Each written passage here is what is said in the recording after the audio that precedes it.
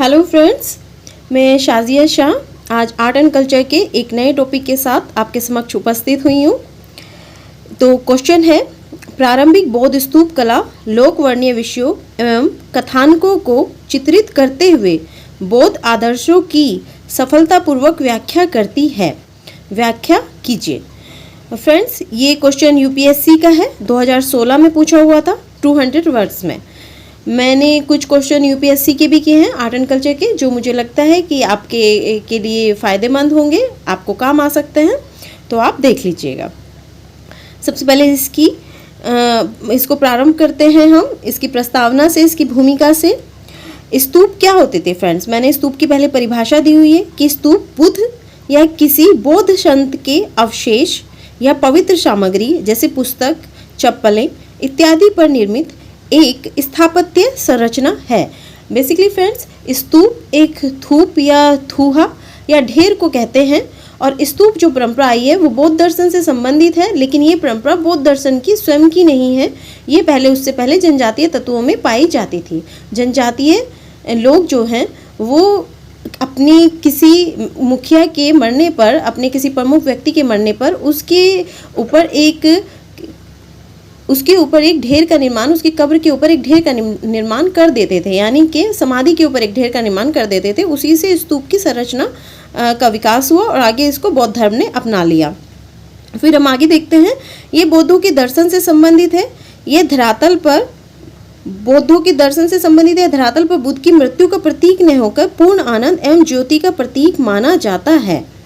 तो फ्रेंड्स, बुद्ध की मृत्यु का प्रतीक नहीं होकर ये पूर्ण आनंद और ज्योति का प्रतीक माना जाता है। फ्रेंड्स, स्तूप के विभिन्न अंग प्रत्यंग एवं बौद्ध आदर्शों से जुड़े संदेश एवं लोकवर्णीय विषयों, विश्वासों एवं मान्यताओं को व्यक्त करते हैं। हम इसे कैसे कह सकते हैं कि स्तूप जो बनाया गया है उसके जो विभिन्न पार्ट्स हैं वो न केवल बौद्ध आदर्शों को व्यक्त करते हैं, बल्कि लोक विश्वास जो थे, उसमें लोक मान्यताएं जो थी, लोक विषय जो थे, उनको भी व्यक्त करते हैं। इसका एक चित्र मैंने बनाया हुआ है स्तूप का, इसको आप देख सकते हैं। जैसे कि अंड जो होता था, जो मुख्य भाग होता था स्तूप का, वो शांति का प्रतीक होता था, बौद्ध धर्म की शांति के प्रतीक को व्यक्त करता है ये। फिर उसके ऊपर हर्मिका होती थी। हर्मिका में 13 स्तंभ होते थे, जो बुद्ध की 13 मानसिक अवस्थाओं का द्योतक है, जिन्हें बुद्ध ने ज्ञान प्राप्ति के समय पार किया था।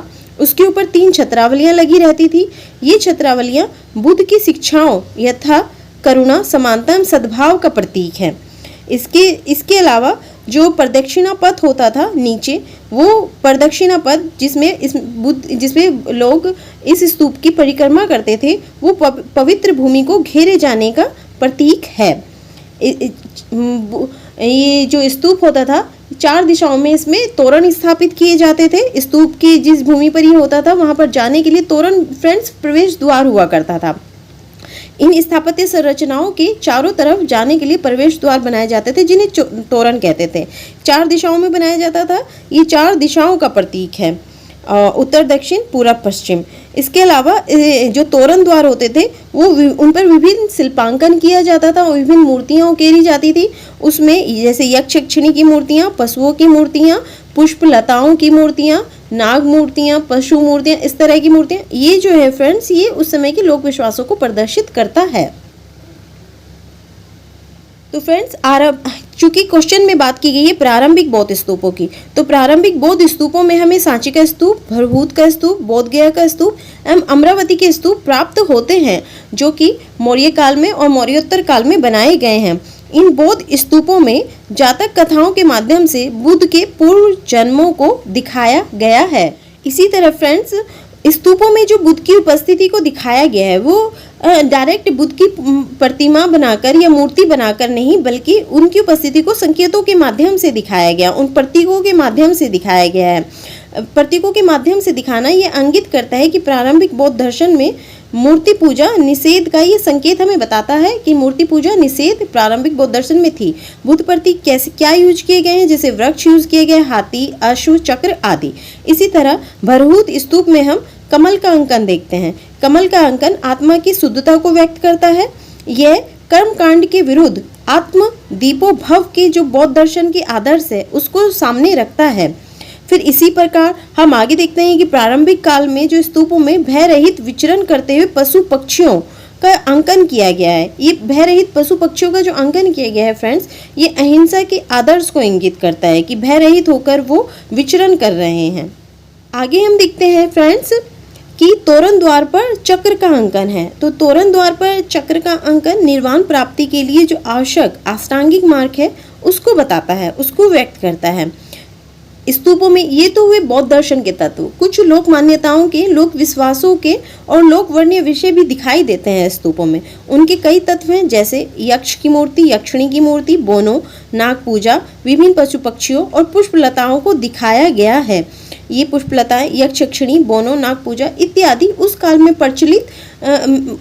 प्रचलित लोक मान्यताओं, लोक विश्वासों को व्यक्त करता है। इसकी एक अन्य विशेषता हम इस तरह से देख सकते हैं कि अमरावती स्तूप में राजकुमारों, राजकुमारी और आम स्त्री पुरुष की मूर्तियां भी बनाई गई हैं, जो हमें उस समय की ऐतिहासिक घटनाओं का तो वर्णन देते, ऐतिहासिक घटनाओं का तो उल्लेख करती ही हैं, हमारे सामने उपस्थित करती हैं ऐतिहासिक घटनाओं को। इसके अलावा ये भी दिखाती हैं कि लोक मान्यताओं का भी बौद्ध स्तूपों में उतना ही महत्व है जितना बौद्ध दर्शन का। इस प्रकार फ्रेंड्स हम कह सकते हैं कि स्तूपों के विभिन्न भागों पर उकेरे गए विभिन्न शिल्प बौद्ध दर्शन के साथ साथ लोक मान्यताओं, विश्वासों का सुंदर झलक अभिव्यक्त करते हैं। ठीक है फ्रेंड्स, आज का ये क्वेश्चन का आंसर मैंने दे दिया है, आप इसको देख लीजिएगा। उम्मीद है आपको ये पसंद आएगा। और इसके अलावा अगर आपको ये प्रयास पसंद आता है तो प्लीज़ मेरे चैनल को लाइक एंड सब्सक्राइब करना मत भूलिएगा।